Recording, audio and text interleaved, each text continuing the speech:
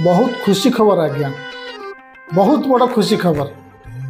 8 कोटी रोजगार सृष्टि मात्र 3-4 वर्ष मध्य मोदी कहते 8 कोटी लोक रोजगार देते।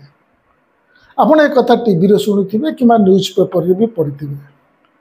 यहाँ शुणला आपन केमिति लगी आपण तो चारिपाख को देखुं बंधुगण। वीडियो टिके लंबा हम, दरकार पड़े आपण वीडियो को पार्ट पार्ट करी 2 थर देखु, किंतु देखु निश्चय। आपण कौन से राजनैतिक उठा पका खबर शुणी शुणी टायर्ड है ना, बोर लगुनि आपन को? थरे अमित शाह क्लियर कर देते से सब जुमला उठे। इलेक्शन पूर्व जो सब लोगों कथा कह जाए सब जुमला। देखिए ये जुमला है, ये भाषण देने का एक तरीका है, एक जुमला है। आपनकर मन थी 2014 लोकसभा निर्वाचन पूर्व मोदी कहते जे से प्रधानमंत्री हेले वर्ष को 2 कोटी चाकरी सृष्टि हम। एमती तो से आहरी बहुत प्रतिश्रुति देते, किंतु बंधुगण ये सबू प्रतिश्रुति भितर कृषकों आय डबल हम। ये सबू प्रतिश्रुति मध्य को गोटिक पूर्ण हो जहाँ स्वाभाविक भाव में आगुरी हो आसटा एबेला बेलू ताकू गोटे बड़ उपलब्धि भाव प्रचार करा जाଉଛି। बंधुगण आगे रोड तैयारी होता, आगे रेल लाइन तैयारी होता, आगे ट्रेन स्वरूप अनेक थर बदली। कोयला इंजिन रु डीजेल इंजिन, डीजेल इंजिन रु इलेक्ट्रिक इंजिन, ए सब केबे हैला कहीं जानिले नहीं। जो सरकार कला से भी प्रचार करनतला, कारण एगुड़िक स्वाभाविक भाव सरकार माने करिथांते।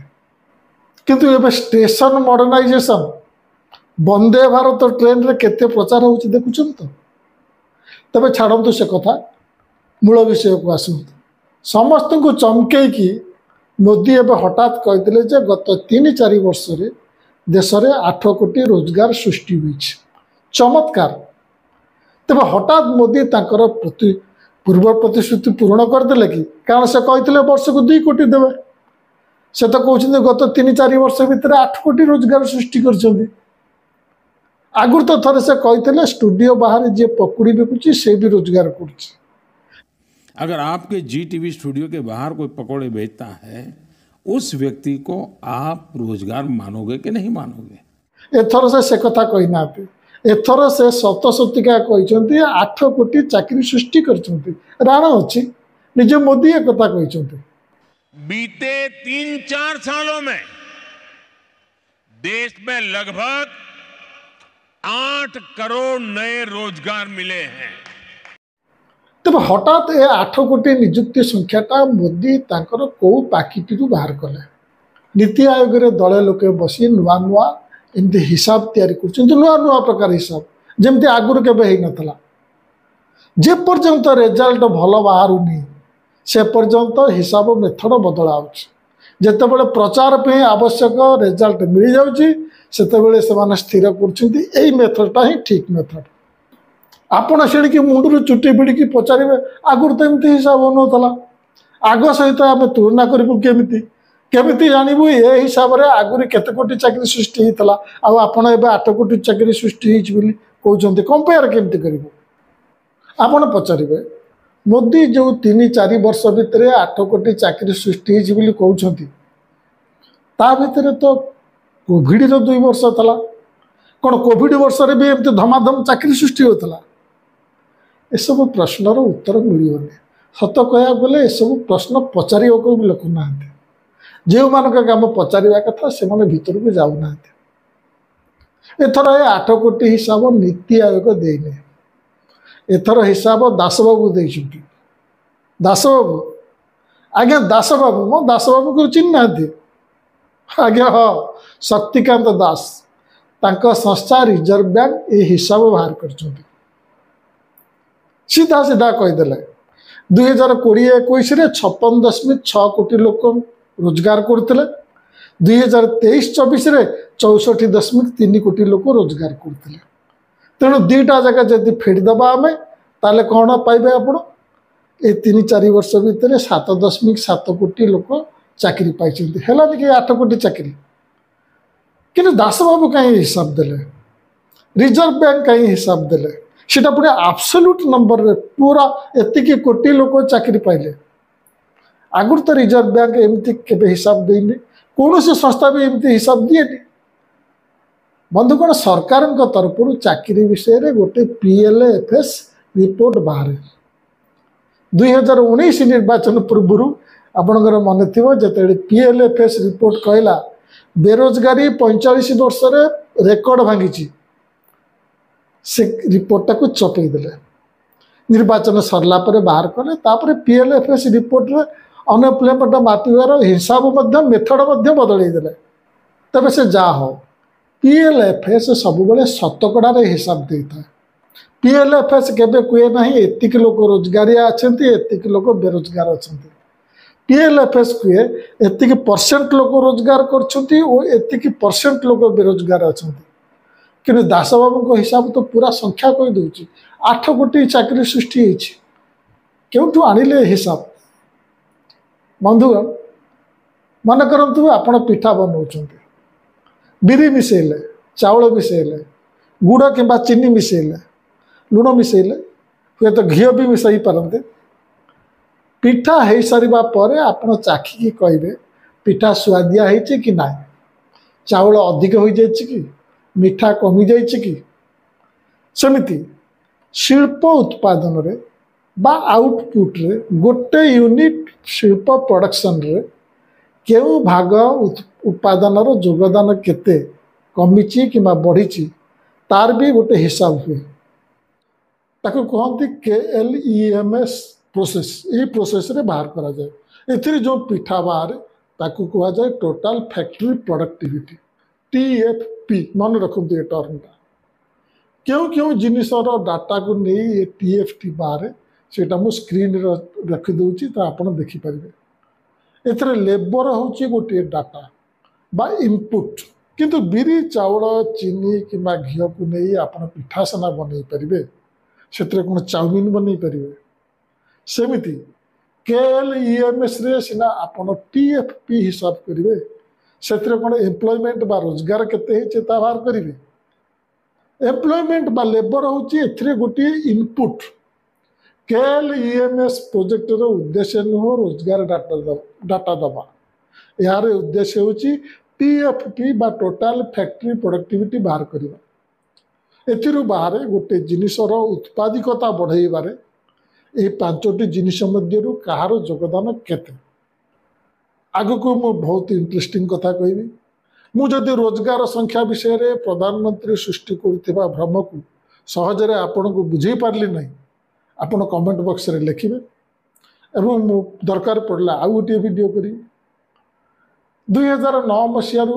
KLEMS प्रोजेक्ट चली आसुची किंतु ये प्रथम थर रिजर्व बैंक से रोजगार डाटा बाहर कर कारण ये अमृत काल क्यों केमी भी गोटे बम्बास्टिक खबर तैयारी करने पड़ो से ही हो देशर प्रथम थर एमती प्रकार एम्प्लॉयमेंट डाटा बाहर KLEMS कौन कर KLEMS एते लेबर डाटा PLFS रु आनी जहाँ मुझे आगुरी कही सरकार PLFS ही रोजगार संबंधी डाटा दिए PLFS कहे देशर मोट लोक संख्यार केते प्रतिशत लोक रोजगार करते कहते ना केते लोक रोजगार करते केवल शतकड़ा हिसाब से कहते कहती PLFS जोटा दिए कहती वर्कर पॉपुलेशन रेशियो बा WPR तामाने टोटाल पॉपुलेशन रे वर्कर को रेशियो केते तेणु प्रकृत में जदि आपड़ केते संख्यक लोक रोजगार कर बाहर करने को चाहती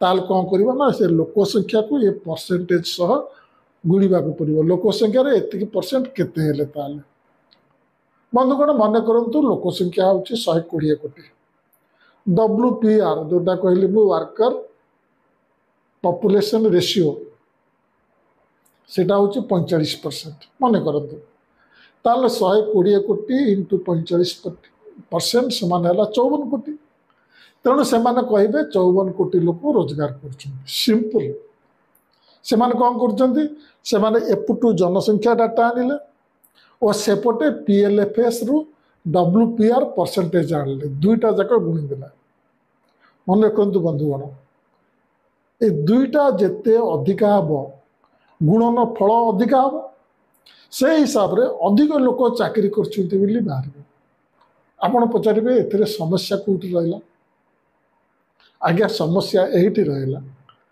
जे पीएलएफएस रो डब्ल्यूपीआर परसेंटेज को सिना आम सठिक मानि देवा कारण एथिपई प्रति वर्ष सर्वे हुए किंतु ये जनसंख्या डाटा क्यों आसला 2011 पर तो जनगणना ही तथापि चलतु आम 2011 जनगणनार सठिक जनसंख्या को धरी 2011 रे जेतिकी जनसंख्या अच्छी बोली कहुला ता ऊपर प्रति वर्ष केते परसेंटेज जनसंख्या बढ़ी से हिसाब पकई पकई परवर्ती वर्ष गुड़िकर जनसंख्या धरी नवा तबे एथिपई आमको प्रति वर्ष केते परसेंटेज हिसाब रे जनसंख्या बढ़ी तार गोटे जुक्तियुक्त कलना करने को पड़ो किंतु एमाने कौन करछंती एमाने गोटे गुरुचंडाल भूल करछंती विश्वास होनी एते उच्च स्तर रे भी गुरुचंडाल भूल होउतिबो बोली आपण भाबुना कहीं भाबुना से समय आउ नाही आज्ञा से दिन आउ नाही रिजर्व बैंक मना करने सत्वे तांको कथा न मानी एमाने इलेक्टोराल बॉन्ड लागू कर देथिले परा एमाने गुरुचंडाल भूल कौन करछंती एमाने धरी नहीं बहुत इंटरेस्टिंग कथा 2001 रु 2011 मध्य उभय दुईटाक जनगणना होता जो परसेंट रे जनसंख्या बढ़ुला 2001 रु 2011 भितर 2011 पर सही परसेंट रे जनसंख्या बढ़ी एमाने धरी किंतु बंधुगण यहाँ के संभव कि समस्ते जानती जनसंख्या वृद्धि दर धीरे धीरे कमी कमी आसुची तेणु 2001-11 मध्य जो जनसंख्या वृद्धि दर थिला 2011 पर निश्चय प्रति वर्ष ताठू कम कम दर रे जनसंख्या बढ़ी थी किंतु एमानकर उद्देश्य तो हूँ अलग ए दीटा कथा को बड़ करके देखा जहाँफल अधिक लोक चाकरी कर बाहर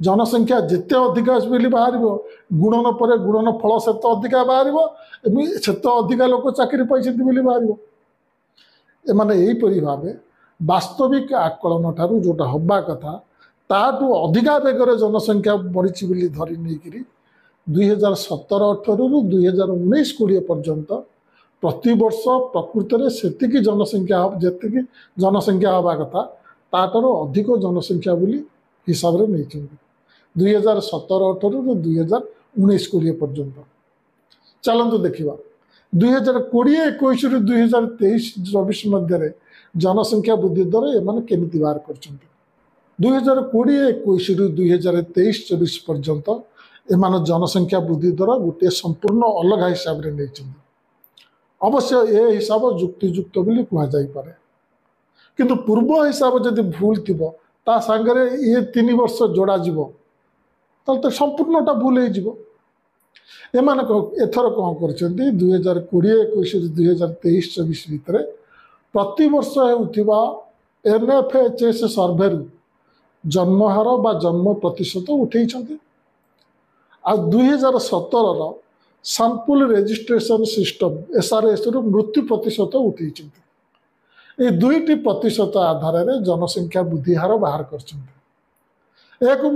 जुक्तियुक्त कहूँ कारण जनगणना नहले भी ये दुईटी सब बड़े सर्वे हुए तेणु आम देखिले 2019-20 पर्यंत एमाने भूल जनसंख्या वृद्धि दर हिसाब से गोटे भूल जनसंख्या बाहर कले आ सहित ता परठारु 2020-21 2023-24 पर्यंत आउ गोटे हिसाब से जनसंख्या वृद्धि दर बाहर कर जनसंख्या जोड़िले तेणु आम कहीपर कि 2023-24 एमाने जो जनसंख्या हिसाब को नहीं सेटा ठीक एठार अति सरल प्रश्न होची KLEMS डाटाबेस कहीं 2017-18 रु 2019-20 पर्यंत से हिसाब से जनसंख्या वृद्धि दर हिसाब को नेला नहीं जो हिसाब से 2021 2023-24 मध्य कर द्वारा 2023-24 जनसंख्या पूरापूरी भूल होगा पूरापूरी अधिका होगा जोटा कि बिल्कुल नुहे जुक्तिसंगत भी नुहे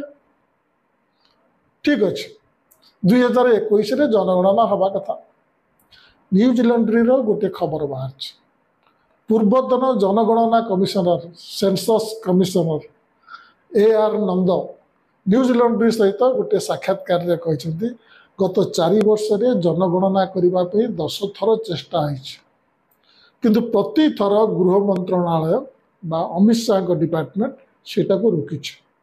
बंधुगण आप जानी विभिन्न कारणों केंद्र सरकार ये जनगणना को डरुच सेटा अलग विषय। तेरे जनगणना नहला ना वर्तमान जनसंख्या केते सेटा आकलन करने गोटे युक्तिसंगत मेथड तो फॉलो करने कथा ना। तेणु गोटे युक्तिहीन जनसंख्या को WPR रे गुणी अधिका लोक रोजगार कर हिसाब बाहर एठारे गोटे बड़ आपत्ति अच्छे। उभय 2017-18 ରୁ 2019-20 पर्यंत एवं 2020-21 ରୁ 2023-24 पर्यंत उभय मेथड गोटे जिनस को इग्नोर कर से जिनसटा है गत दशंधि में भारत में जन्म हार तीव्र बेगर कमी। एक कहबार माने है रिजर्व बैंक द्वारा 2023-24 जो जनसंख्या निया प्रकृत जनसंख्या ठारू बहुत अधिक। जन्म हार को कहुए TFR बा टोटाल फर्टिलिटी रेट। गोटे देश में TFR 2.1 रहिले धरा जाए जे से देशर जनसंख्या वृद्धि दर ठीक दर में होने बापा माँ मिसी 2 जन से माने जदि 2.1 टी पिला जन्म करती तेरे ठीक अच्छे। अर्थात बापा माँ मिसिकी 200 जन जदि 210 टी पिला जन्म करती ताला आमे कहवा ठीक अच्छे। अधिक 10 जन ये रखा जाए काले किसी पिला मरजी। तेणु नेट नेट 2टी पिला बापा माँ मिसी 2 जन स्थान देवे। 2019-21 पर्यंत होता सर्वे अनुसार आम देश TFR 2.0 रे पहुँची सारी। अर्थात 2.1 बा जनसंख्या स्थिर रखापी आवश्यक TFR ठारू मध्य कम अच्छे। एत गला 2021 पर्यंत जन्म हार। पृथ्वीर विख्यात मेडिकल पत्रिका द लांसेट तरफ गोटे अध्ययन होता से अध्ययन जमापड़ी 2027 सुधा भारतर TFR 1.75 तल को चलीज। तेणु जन्म हार एमती बेगर कमुला बेले रिजर्व बैंक गोटे विराट जनसंख्या आकलन करी से WPR गुणी अधिक लोक रोजगार कर कहूँ। बंधुगण गोटे कथा बुझी होनी जितेबाला भारतर स्टैटिस्टिक्स मंत्रणालय नियमित भाव रोजगार संबंधी सर्वे कर डाटा दूची PLFS से प्रथम थर पर रिजर्व बैंक कहीं बिना निजर कौन सर्वे रे आउ गोटे रोजगार संबंधी डाटा दूची पॉलिटिकल स्पीच पे नुह तो आउ कौथ पे। बंधुगण ये है ये गुणनर गोटे पाख जनसंख्या कथा। एथर आसतु WPR परसेंटेज को PLFS डाटा कहूँ भारत में वर्कर्स पॉपुलेशन रेशियो 2011-12 38.6% था बेले 2017-18 से 34.7 को खसी। 2022-23 से पुणी बढ़ी जाए 41.1% पहुँच। मु आगुरी कही PLFS हिसाब बदली दि मेथड बदली दिखाई 41.1% भाया गोटे हाई WPR को आगुरी वर्णित अधिका जनसंख्या सह गुणन करने जो रोजगार संख्या आहरी बढ़ी जाइए। WPR को लेकिन रोजगार हिसाब बाहर कर गोटे समस्या अच्छे। यहाँ ठीक होता जदि 2017-18 ରୁ 2022-23 मध्य जो WPR 34.7 ରୁ 41.1 को बढ़ला ये बढ़ीबाटा सबु वर्ग मध्य उणा अधिका समान अनुपात होता। किंतु मुझे जो WPR देली सेटा हला गोटे एवरेज डाटा। किंतु से PLFS डाटा भीतर को गले देखा जाउची बहुत महत्वपूर्ण कथा यहाँ 2017-18 ରୁ 2022-23 मध्य WPR बढ़िबार मुख्य कारण होची मोट डाटा मध्य ग्रामांचल महिला WPR द्रुत गति बढ़ी 17.5 ରୁ बढ़ी 30% पहुँच जाए अचानक। यह नहीं सरकार दीटा कथा कही निज निश मुड़ुं। सरकार यह डाटा को नहीं कहते जेहेतु WPR बढ़ी तेणु पांडेमिक पर आम कोटी कोटी नुआ रोजगार सृष्टि कर। द्वितीय दाबी है ग्रामांचल पुरुष माने छाड़ुवा रोजगार ମାନେ ଟାଉନରେ କୁଆଡ଼େ ଗୁଡ଼େ ଚାକିରି ଅଛି ସେ ଚାକିରି କରିବାକୁ ପଳାଉଛନ୍ତି। ଏବେ ମହିଳାମାନେ ସେମାନଙ୍କ ଜାଗା ଅକୁପାଇ କରୁଛନ୍ତି। କିନ୍ତୁ ଦୁଇଟି ଯାକ ଦାବି ଭୁଲ। ଗ୍ରାମାଞ୍ଚଳ ମହିଳାଙ୍କର WPR ଦ୍ରୁତ ଗତିରେ ବଢ଼ିବାର କାରଣ ହେଲା କୃଷିରେ ମହିଳାମାନଙ୍କ ସଂଖ୍ୟା ଅନପେଡ୍ ସେଲ୍ଫ ଏମ୍ପ୍ଲୟମେଣ୍ଟ ଆକାରରେ ବେଶୀ ବଢ଼ୁଛି। ଅର୍ଥାତ୍ ସେମାନେ ନିଜ କାମ କରୁଛନ୍ତି ଯେଉଁଥିରେ ସେମାନଙ୍କୁ ପାରିଶ୍ରମିକ ମିଳୁନି। ଏହି ପ୍ରକାର ରୋଜଗାର ଗ୍ରାମାଞ୍ଚଳରେ ଏମିତି ବହୁତ କାମ ଅଛି। ତେଣୁ ଏଥିରେ ଯେଉଁ WPR ପରସେଣ୍ଟେଜ ନିଆଯାଇଛି ତାକୁ ଏଥିରେ ବେଶୀ ଭାଗ ଥିବା ମହିଳାଙ୍କର ଏହି ଅନପେଡ୍ ସେଲ୍ଫ ଏମ୍ପ୍ଲୟମେଣ୍ଟ ବେଶୀ ପ୍ରଭାବିତ କରୁଛି। ସେଥିପାଇଁ ମୋଟ WPR ବେଶୀ ବଢ଼ିଯାଇଛି। ମୁଁ ଏଥିପାଇଁ ଆପଣଙ୍କୁ 4ଟା ଡାଟା ଦେଇ ଭିଡ଼ିଓର ସାରାଂଶ କହିବି, ତାପରେ ଭିଡ଼ିଓଟା ସାରିବି। এই 4ଟି ଡାଟା ସରକାରଙ୍କ ନିଜ PLFSରୁ ହିଁ ବାହାରୁଛି। ଏହାଦ୍ୱାରା ଆପଣ ବୁଝିଯିବେ ମହିଳାଙ୍କର WPR ବଢ଼ିବା ପଛରେ ଅସଲ ସତ୍ୟ କ'ଣ। 2018-19ରୁ 2022-23 ମଧ୍ୟରେ କୃଷି କ୍ଷେତ୍ରରେ କାର୍ଯ୍ୟରତ ଗ୍ରାମାଞ୍ଚଳ ମହିଳାଙ୍କ ପ୍ରତିଶତ 71.1%ରୁ ବଢ଼ି 76.2%ରେ ପହଞ୍ଚି। ଗ୍ରାମାଞ୍ଚଳ ମହିଳାଙ୍କ ମଧ୍ୟରେ ସେଲ୍ଫ ଏମ୍ପ୍ଲଏଡ୍ ବା ନିଜେ କାମ କରୁଥିବା ମହିଳାଙ୍କ ସଂଖ୍ୟା 66.8ରୁ ବଢ଼ି 78.1%ରେ ପହଞ୍ଚି ଯାଇଛି। କୃଷି କ୍ଷେତ୍ରରେ କାମ କରୁଥିବା ମହିଳାଙ୍କ ମଧ୍ୟରେ ଅନ୍ୟକୁ ସାହାଯ୍ୟ କରୁଥିବା ଭୂମିକାରେ ବା ଅନିୟମିତ ରୋଜଗାର ଭଳି ଛୋଟମୋଟ କାମ କରୁଥିବା ମହିଳାଙ୍କ ପ୍ରତିଶତ 2018-19ରେ 15.6%ରୁ ବଢ଼ି 2022-23ରେ 27.7%ରେ ପହଞ୍ଚିଛି। କୃଷି କ୍ଷେତ୍ରରେ ସବୁ ସହାୟକ କାମ କରୁଥିବା ଲୋକଙ୍କ ଭିତରେ ବିନା ପାରିଶ୍ରମିକରେ ନିଜ ପରିବାର ପାଇଁ କାମ କରୁଥିବା ଲୋକଙ୍କ ସଂଖ୍ୟା 2022-23ରେ ପ୍ରାୟ 65% ଥିଲା। ତେଣୁ ଗ୍ରାମାଞ୍ଚଳ ମହିଳାଙ୍କ WPR ବଢ଼ିବାକୁ ଏହି 4ଟି ଡାଟା ଆଉ ଅଧିକ ସ୍ପଷ୍ଟ କରି ତାର କାରଣ ଦେଖେଇଛି। ବନ୍ଧୁଗଣ, ୟାକୁ ତ ଆପଣ ଗୋଟେ ସୁଖଦ ପରିସ୍ଥିତି ବୋଲି କହିପାରିବେନି ନା। ରୋଜଗାର ବଢ଼ିଗଲା। PLFS ସର୍ଭେରେ ଏମାନଙ୍କୁ ରୋଜଗାରିଆ ବୋଲି ଧରାଯାଏ। ମନେ କରନ୍ତୁ କେହି ଯଦି ଗତ ମାସେ ହେଲା କୌଣସି କାମ ପାଇନାହିଁ, କିନ୍ତୁ ସର୍ଭେ ଚାଲିଥିଲା ବେଳେ ସେ କାମ ପାଇଛି। ସେତିକି ବେଳେ ସର୍ଭେ କରୁଥିବା ଲୋକ ଆସି ତାକୁ ପଚାରିବ ତୁ କାମ କରୁଛୁ ନା ନାହିଁ? ସେ ତ କହିବ ନା ମୁଁ କାମ କରୁଛି। ମୋଦି ଯେତେବେଳେ କହୁଛନ୍ତି ସେ 8 କୋଟି ଚାକିରି ସୃଷ୍ଟି କରିଛନ୍ତି ବା ରୋଜଗାର ସୃଷ୍ଟି କରିଛନ୍ତି, ଆମ ଭିତରୁ ଅନେକ ହୁଏତ ବୁଝୁଥିବେ ସହରରେ ଭଲ ରେଗୁଲାର ମାସିକିଆ ଦରମା ଥିବା ସ୍ଥାୟୀ ଚାକିରି ସୃଷ୍ଟି ହେଇଛି। ଏବେ ସାରାଂଶ ହେଲା, 1ରେ KLEMS ପ୍ରୋଜେକ୍ଟ ଭିନ୍ନ ଉଦ୍ଦେଶ୍ୟରେ ତିଆରି ହେଇଥିଲା। ତାକୁ ପ୍ରଥମ ଥର ପାଇଁ ଏମ୍ପ୍ଲୟମେଣ୍ଟ ଡାଟା ତିଆରି କରିବାରେ ଓ ଆବସଲ୍ୟୁଟ୍ ନମ୍ବରରେ ରୋଜଗାରିଆଙ୍କ ସଂଖ୍ୟା ବାହାର କରିବାରେ ବ୍ୟବହାର କରାଯାଇଛି।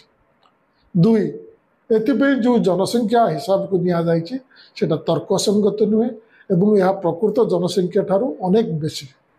3, ଏଥିରେ ଯେଉଁ ହାଇ WPR ନିଆଯାଇଛି ସେଇଟା ମଧ୍ୟ ଆମକୁ ଧୋକା ଦେଉଛି। ଏଇଟା ହାଇ ହେବାର ଉଚ୍ଚ ହେବାର କାରଣ ହେଲା ଗ୍ରାମାଞ୍ଚଳରେ କୃଷି କ୍ଷେତ୍ରରେ ବିନା ପାରିଶ୍ରମିକରେ ସ୍ୱରୋଜଗାରୀ ମହିଳା ଭାବେ ଅନିୟମିତ କାମରେ ବ୍ୟସ୍ତ ଥିବା ମହିଳାଙ୍କ ସଂଖ୍ୟା ବଢ଼ିଛି। 4, এই 2ଟି ଉଚ୍ଚ ସଂଖ୍ୟାକୁ ଗୁଣନ କରିକି ଯେଉଁ ସଂଖ୍ୟାଟା ବାହାର କରାଯାଉଛି ତାକୁ ଦେଖେଇ କୁହାଯାଉଛି ମୋଦି 8 କୋଟି ଚାକିରି ସୃଷ୍ଟି କରିଛନ୍ତି। ବନ୍ଧୁଗଣ ଦେଖନ୍ତୁ, ଏ ସରକାର ସମୟରେ ଡାଟାକୁ ହତ୍ୟା କରାଯାଉଛି।